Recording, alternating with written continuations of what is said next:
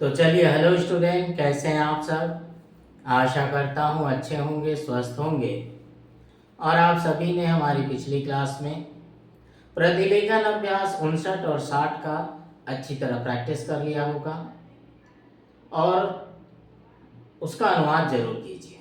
ठीक है, तो चलिए इसी के साथ हम अपनी आज की क्लास शुरू करते हैं।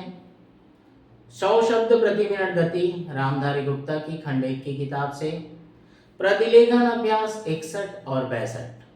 ठीक है, तो चलिए, रेडी, स्टार्ट। सभापति महोदय, मैं वित्त विधेयक का समर्थन करने के लिए खड़ा हुआ हूँ।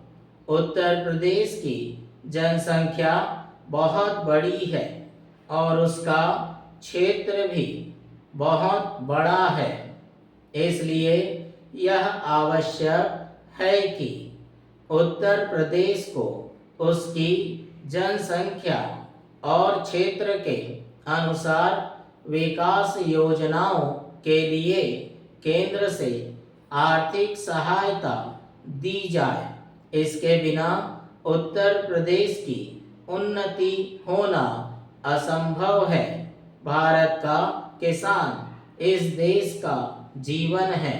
किसान पर ही सारी खुशहाली और उन्नति निर्भर करती है। अगर उसका जीवन समृद्ध होगा तो देश भी समृद्ध होगा।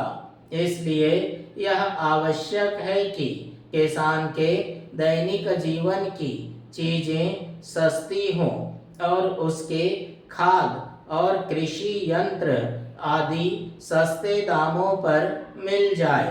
पानी के लिए उसको भगवान की तरफ ना देखना पड़े, बल्कि उसको सिंचाई के विषय में आत्मनिर्भर बनाया जाए। जब तक किसान को पूरी सुविधाएं नहीं दी जाएंगी, तब तक देश उन्नति नहीं कर सकता है। मेरा यह भी निवेदन है कि जिन परिवारों में खेती का काम होता है, उन परिवारों के बच्चों को कृषि विभाग में नौकरी देनी चाहिए। यह मैं आवश्यक समझता हूँ, क्योंकि उन्हें कृषि के बारे में व्यावहारिक ज्ञान होता है। पैरा सभापति महोदय, वर्तमान सरकार ने समाजवाद की नीति अपनाई है और सरकार समाजवाद की तरफ कदम बढ़ा रही है, लेकिन हम देखते हैं कि बड़े और छोटे सरकारी कर्मचारियों के वेतन में बड़ा फर्क है। कुछ अधिकारियों का वेतन हजारों में है, जबकि चपरासी आदि छोटे सरकारी कर्मचारियों को सिर्फ 5,000 या 7,000 रुपए मिलते हैं। आज वेतन में यह जो फर्क है वह समाप्त होना चाहिए। मेरा निवेदन है कि सरकारी कर्मचारियों के वेतन में बहुत ज्यादा का अंतर नहीं होना चाहिए, तभी हम कह सकते हैं कि हिंदुस्तान में समाजवाद है। किसान को रोजाना के उपयोग की चीजें बहुत महंगी होती जा रही हैं। देश में महंगाई दिन प्रतिदिन बढ़ रही है और सारे देश में बेचैनी फैली हुई है। इस बढ़ती हुई महंगाई को रोकना आवश्यक है, नहीं तो देश में क्रांति हो जाएगी। आप इस सच्चाई को छिपा नहीं सकते कि आज देश में चारों तरफ बड़ा असंतोष है और लोग बड़ी आशा से हमारी तरफ देख रहे हैं, लेकिन महंगाई हमारे नियंत्रण से बाहर होती चली जा रही है।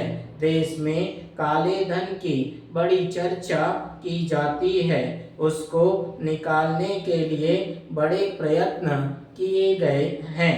पैरा सभापति महोदय, सरकार इस स्थिति में नहीं आई है कि वह कह सके कि देश में काला धन नहीं है।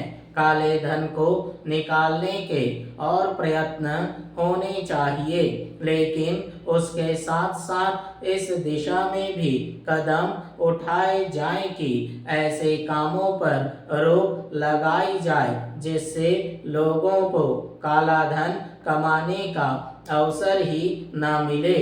आज हमारे देश के विभिन्न प्रदेशों और क्षेत्रों की स्थिति में बड़ा अंतर है।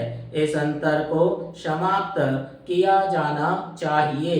मुझे आशा है कि वित्त मंत्री महोदय मेरे इन सुझावों पर अवश्य ध्यान देंगे।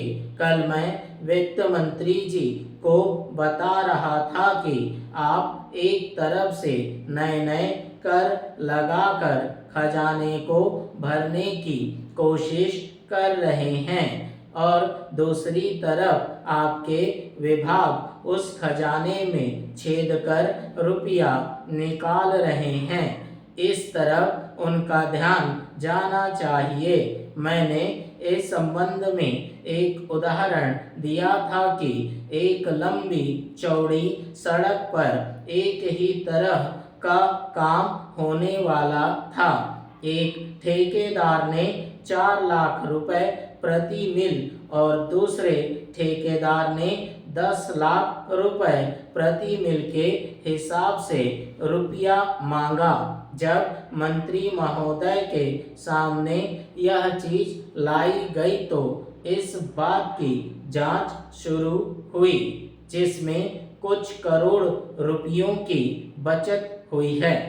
अगर सब मामलों की जांच हो जाती तो कई करोड़ रुपयों की बचत हो सकती थी, जैसा कल मैंने वित्त मंत्री जी से कहा।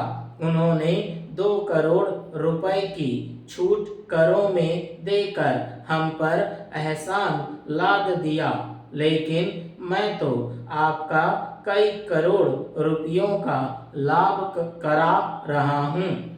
आप इसकी जांच कराइए और देखिए कि कैसी लूट हो रही है। पैरा। इतना ही नहीं, इसका प्रभाव दूसरे विभागों पर भी पड़ रहा है। वहाँ पर जो दूसरे विभाग काम कर रहे हैं उनकी दरें भी बढ़ रही हैं या दरें बढ़ने के लिए उनकी मांग बढ़ रही है। जब वही काम एक जगह अधिक लागत में होगा तो दूसरी जगह वही काम कम लागत में नहीं हो सकता। इसलिए या तो वह चोरी करेगा या दर बढ़वाएगा। अगर एक सड़क पर ऐसा होता है तो वहाँ जो दूसरे काम चलते हैं उनमें भी ऐसा ही होता है। ठेकेदार आपके विभागों के साथ मिलकर दर बढ़ाते हैं। मैं भ्रष्टाचार की बात नहीं कहता हूँ, उसको ना आप बंद कर सकते हैं और ना मैं बंद कर सकता हूँ और ना लोग। ठीक है, तो चलिए ये रहा हमारा डिक्टेशन। 100 शब्द प्रति मिनट गति, प्रतिलेखन अभ्यास 61 और 62 रामधारी गुप्ता की किताब से, खंड 1 से। तो चलिए इसी के साथ हम अपनी आज की क्लास समाप्त करते हैं। मिलते हैं अगली क्लास में प्रतिलेखन अभ्यास 63 और 64 के साथ। तब तक आप अच्छी तरह प्रैक्टिस कीजिए और साथ में अनुवाद जरूर करें। ठीक है, चलिए आज इतना।